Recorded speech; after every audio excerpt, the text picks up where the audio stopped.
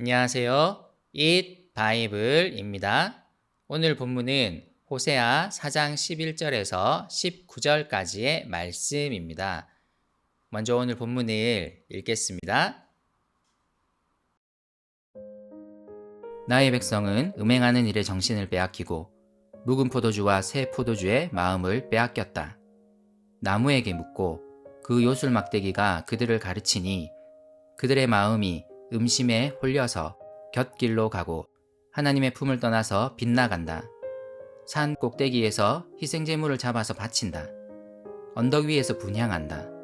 참나무와 버드나무와 상수리나무의 그늘이 좋다고 거기에서도 제물을 잡아서 불살라 바친다. 너희의 딸들이 음행을 하고 너희의 며느리들이 간음을 한다.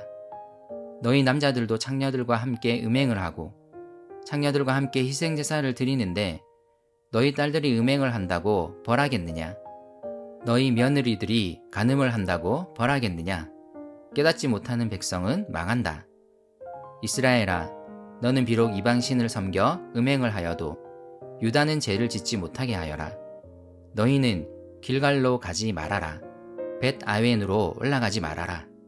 주의 살아계심을 걸고 맹세하지 말아라. 그렇다.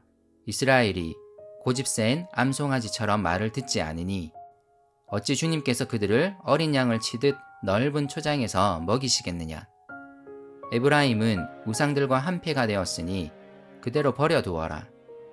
그들은 술잔치를 한바탕 벌인 다음에 언제나 음행을 한다. 대신들은 수치스러운 일 하기를 즐긴다. 그러므로 거센 바람이 그 날개로 그들을 에워싸고 휩쓸어 갈 것이다. 그들이 바친 희생제물이 그들을 수치스럽게 할 것이다.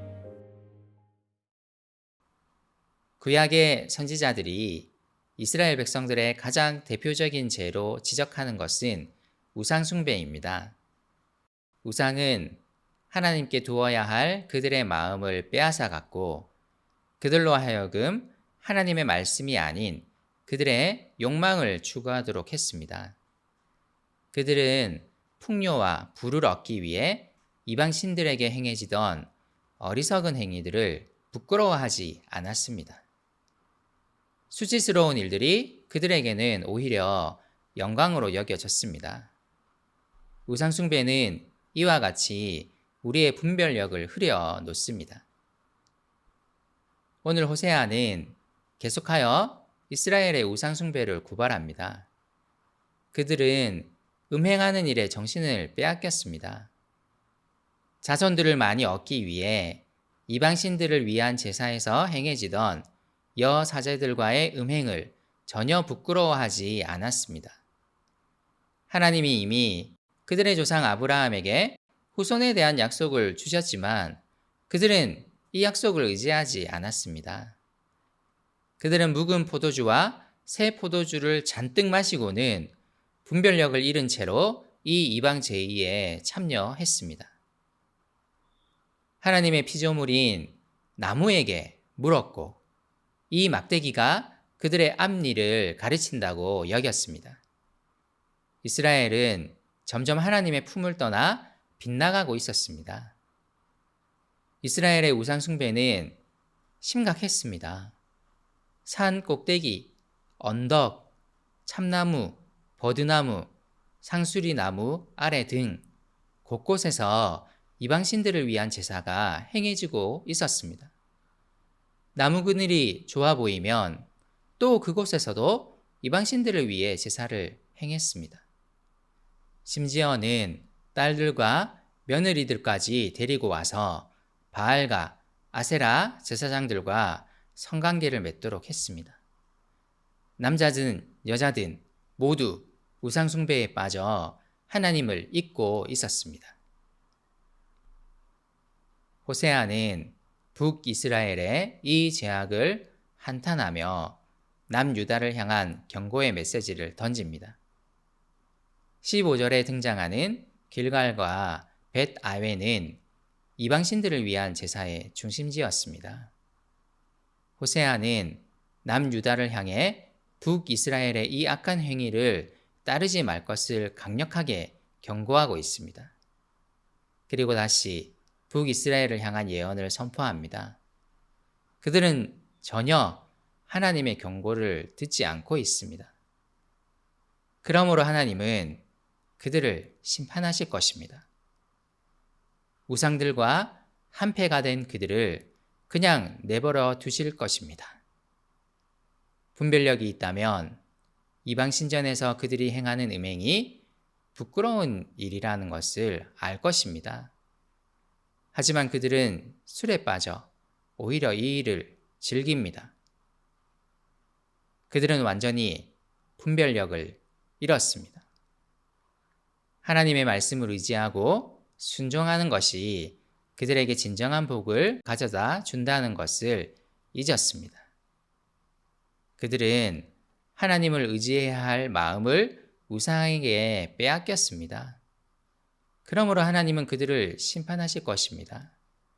그들이 번영과 부를 얻기 위해 한 어리석은 행동을 수치스럽게 만드실 것입니다. 하나님은 이스라엘이 지금 하고 있는 이방 제의가 부끄러운 것임을 말씀하십니다.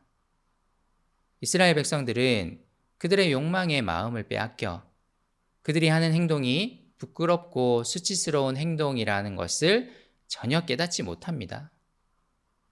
번영을 얻기 위해 그들은 온 가족을 동원했습니다. 어디든 좋아 보이는 곳이면 그곳에서 부끄러운 음행을 행했습니다. 하나님의 품 안에 있는 것이 가장 안전하지만 그들은 눈으로 보기에 좋아 보이는 것들을 쫓아 하나님의 품을 떠났습니다. 하나님은 이 상황을 매우 안타까워하시며 그들이 그 대가를 치르게 될 것임을 선포하십니다. 오늘 말씀이 어떻게 다가옵니까? 혹시 요즘 나의 마음을 빼앗고 있는 것이 있습니까? 내 삶이 하나님의 말씀이 아닌 다른 것을 더 의지하고 있지는 않습니까? 우리 삶을 돌아보았으면 좋겠습니다. 번영에 관한 욕망은 우리 마음을 빼앗아갈 수 있습니다. 분별력을 잃게 만들고 수치스러운 행동을 하고 있음에도 그것을 깨닫지 못하도록 만들 수 있습니다. 하나님이 오늘 내 삶에 오셔서 하시는 말씀에 귀를 기울였으면 좋겠습니다.